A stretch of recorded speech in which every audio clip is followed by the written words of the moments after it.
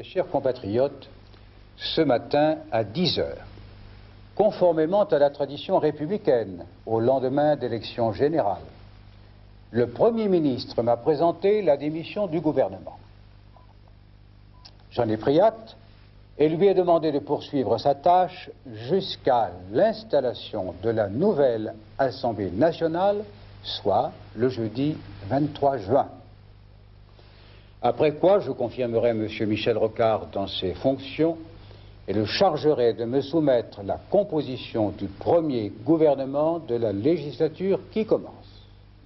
Ainsi s'achèvera cet épisode capital de notre vie publique qui aura vu la majorité conservatrice de 1986 devenir minorité et quitter le pouvoir.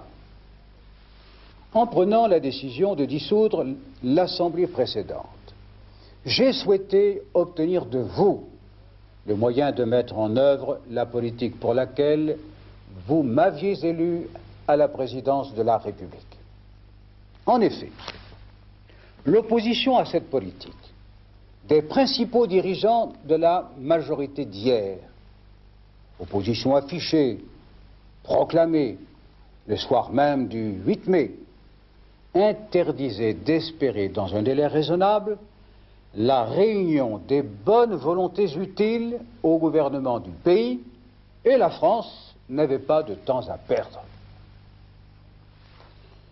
M'avez-vous donné ce moyen que j'attendais de vous? À cette question, je réponds oui. Certes, il eût été préférable d'atteindre la majorité absolue des députés.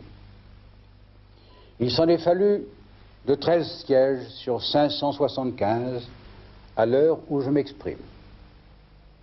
Mais, même relative, la majorité parlementaire existe. Elle est forte, elle est cohérente, elle durera. La situation parlementaire chez nous est désormais comparable à celle de la plupart des démocraties européennes où le même type de problème se pose. Je pense entre autres à l'Allemagne fédérale, à la Suède ou à la Hollande. Dira-t-on que ces pays marchent mal, alors qu'on les cite en exemple pour leurs multiples réussites?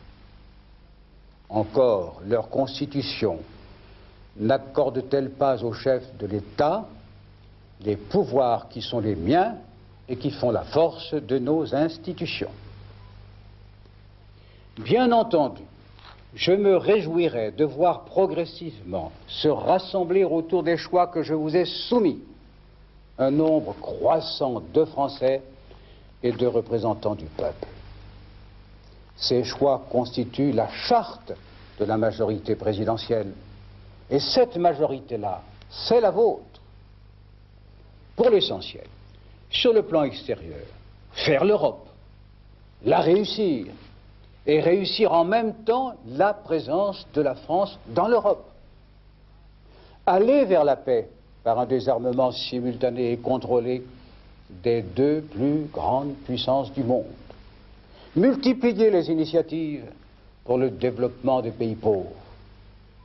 Sur le plan intérieur, chez nous, priorité des priorités, former et investir. Former les jeunes aux techniques nouvelles et accroître à cette fin les crédits de la recherche et de l'éducation nationale.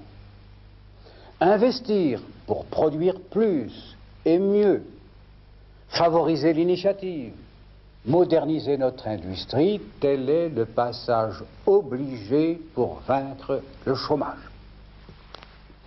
J'insiste aussi sur la solidarité nationale, dont la sécurité sociale nous fournit le meilleur exemple, et sur la cohésion sociale, facteur déterminant des succès de la France. Alors, refusons l'exclusion, celle des pauvres, celle des grands malades, celle des immigrés venus travailler légalement sur notre sol, celle de tant de femmes privées en fait de tant de droits, celle de populations lointaines comme en Nouvelle-Calédonie, que nous n'avons pas traité comme il fallait. Dans l'entreprise, organisons le partage en même temps que le dialogue, partage des responsabilités et partage des profits, dialogue et négociation sur l'aménagement du temps de travail, sur les conditions du travail et du licenciement. Croyez-moi, la France s'en portera mieux. J'ai invité le Premier ministre à mettre en forme ses projets et à les présenter au plus tôt devant le Parlement chaque fois qu'ils devront faire l'objet d'une loi. Nous verrons bien à ce moment qui est et qui n'est pas disposé à prendre la main tendue. L'adhésion qu'on appelle aussi ouverture doit être recherchée autour des valeurs permanentes de la démocratie et de la République. On en voit la difficulté, puisque nous avons dû constater tristement qu'en dépit de certaines personnalités courageuses, aucune des formations politiques qui constituaient jusqu'à dimanche dernier la majorité parlementaire n'a récusé le concours électoral d'une organisation qu'inspire le racisme. Quoi qu'il en soit, dès maintenant, je veillerai à ce que le gouvernement s'ouvre davantage sur la société civile, à ce que dans le choix des responsables à tous les niveaux s'impose l'impartialité de l'État, à ce que les minorités parlementaires accèdent aux responsabilités auxquelles elles ont droit. Mes chers compatriotes, je vous en donne l'assurance. La France est et sera gouvernée.